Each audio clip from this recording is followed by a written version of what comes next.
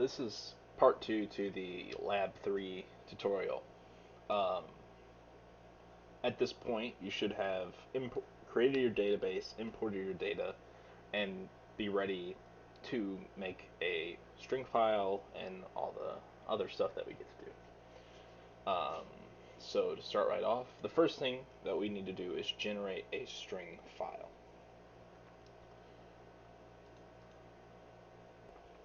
So to make a string file, out of these points. It'll automatically create a string file starting at the first point that you made and ending at the last point you made. So to do that, if we go to Survey and then to Reports and String File of Stations, what this will do is it will automatically generate a string file between all of these points. I am going to name it lab string. You can name it whatever you want. Um, I'm going to put a 1 after it, representing that as the first time that I've tried making the string file. Give it a minute to think.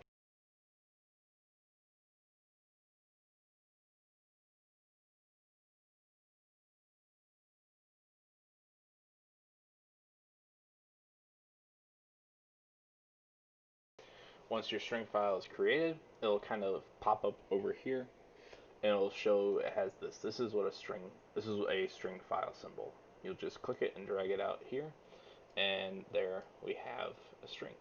This shows that I recorded this point first, this point second, and then I went and recorded around. To make your DTM and make your files, you have to clean it up a little bit. Um, these two lines are not really important. It's just showing the path that I took. And then uh, this is an open shape as well, so it won't create a DTM file correctly. So first things first, I will go to this pencil tool. So to start, I'm going to get rid of the extra segments, do which I'm going to select this tool. Do not click delete segment, it will delete your entire string and you will have to make a new one or undo what you just did. So make sure you click break line by removing a selected segment and you just click on both lines. Once those lines are broken, you also need to get rid of these two extra points in here. Uh, because Surpac doesn't like loose data. So to get rid of those points, you just go to the pencil again, you click delete point, and you click on those 2 points. And as you can see, those 2 points are now gone. There's still the survey stations being displayed, but the points themselves are gone.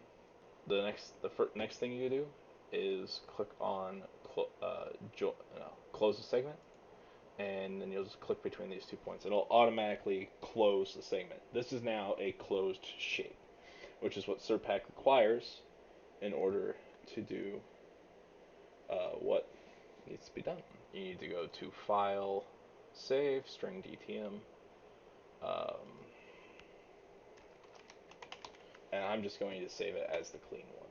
That way I still have my original string file, but now I have the cleaned up one as well. If you click on this red button, it'll reset your graphics, which clears out your thing, and then I'm just going to drag this back out here again. This is the uh, the other the string file we just made. Well, yeah. Once you've made the string file, the next thing you need to do is extrude it, essentially. Um, so to do that, we need to do one additional thing, which is to state what percentage or what angle this pile will automate this pile of rock or whatever. It will automatic rock, depending on the size and all that, will kind of pile up a way that it likes to. There's a certain angle of stability where the rock will no longer slip off the edge, and that's how it likes to pile up. If we go to this percent option down here, design grade, and then we click on that,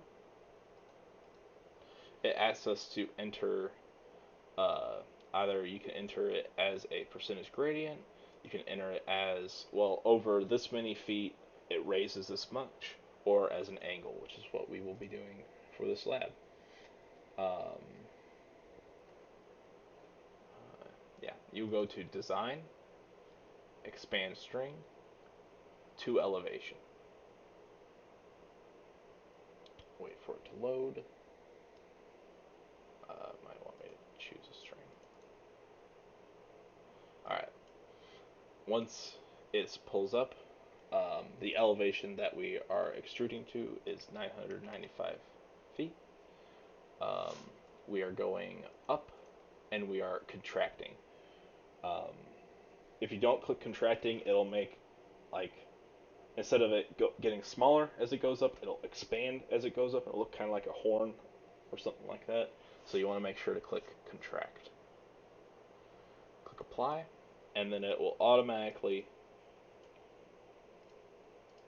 try out select this tool. It'll automatically create the extruded string file, and that is uh, make sure that once you've created the string file, make sure that you go into File again, and you save your string. You save it as whatever you want. I'm going to save it as Stockpile string because it is the representative of what your stockpile would look like. Uh, Once you've saved it and you have your string saved, just clear a thing, open it up again. Um, Once you've made the strings, you'll want to go and make a 3D file, 3D model of it. And that will allow you to make your calculations that you need to do for this lab, your volume, your tonnage, stuff like that. So I need to go to Surfaces, uh, create DTM from layer, and I just need to click apply. And boom, it automatically interpolates and creates a 3D model of the strings. Oh, come on, Surpac. Once you have that DTM created, make sure you go to File, say String DTM, um, Stockpile. I'm going to save it as Stockpile DTM this time. And it makes a copy of the string that you used to make it. Don't worry about that. Don't gotta worry about that.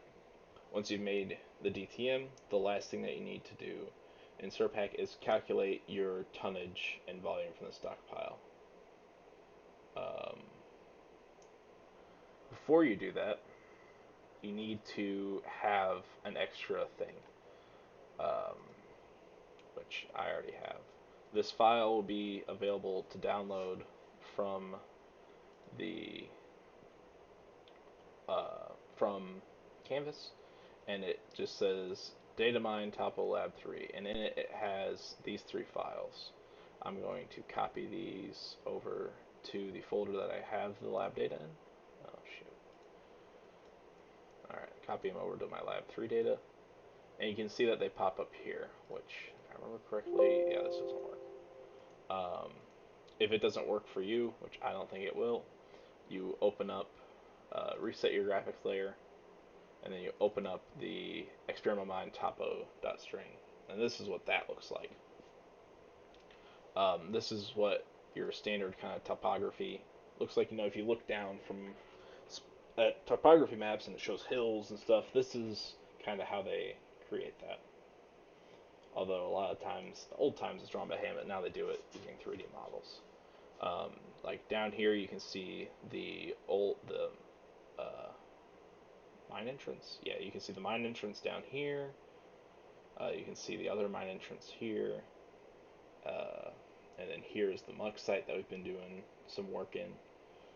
Uh, so what you do need a DTM file from this. So what I'm going to do is just make one again. So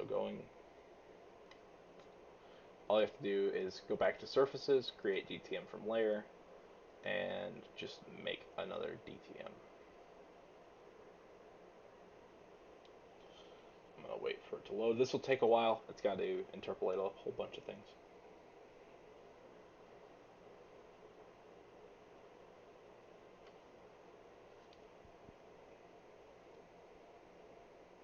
All right. So I just made. Let me just make sure to file. I don't know why I said save as save string DTM. And I'm just gonna apply. Override it.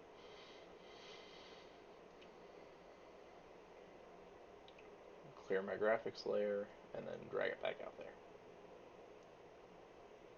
So this is the file that was just created from that string. Um, and then if we add in the stockpile DTM you've created, you can see that it pops up over there. I'm going to drag the string out as well, just so we can see it. But this is kind of a simulation of what your stockpile would. If we had, some amount of rock stockpiled on the muck site, this is roughly what it would look like. Clear. Make sure I just have my two out there that I need.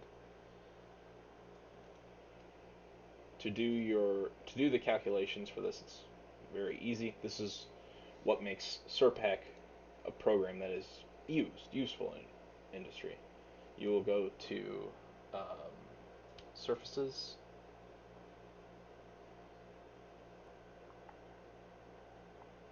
surfaces, volumes, cut and fill between DTMs. You will choose your two DTM files, uh, which is the experimental mine topo one that I just created from the string file, the stockpile TTM I created, and then I also need to open up the stockpile string. Um, I'm just going to name this stockpile calculations. ID number, none of that stuff really matters. And then for the density,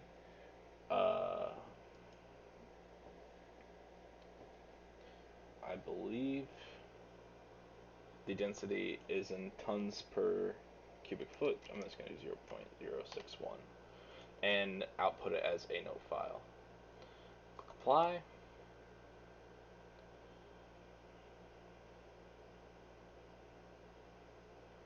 And then it gives me my net volume, which is the volume of rock in cubic feet, and then it gives me my net tonnage.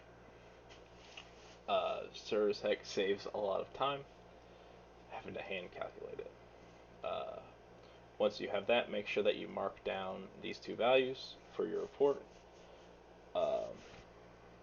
And then you need to do just a little tiny bit more work in Surpac.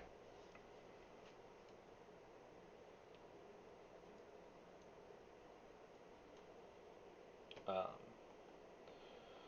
Other than that, I'll make another little tutorial for plotting after I work on it a little bit, because it's a little weird. Surpac doesn't like printing off to printers. It wants to have a plotter to print to, so it tends to cut off whatever you're trying to print and not show all of it. So I'll make another tutorial for that specifically and it'll probably be shown alongside this, but I'll have to go in and figure out how to do that. So again, if you have any questions, feel free to email me, Tagi, or Eugene. And I will be available to help with this.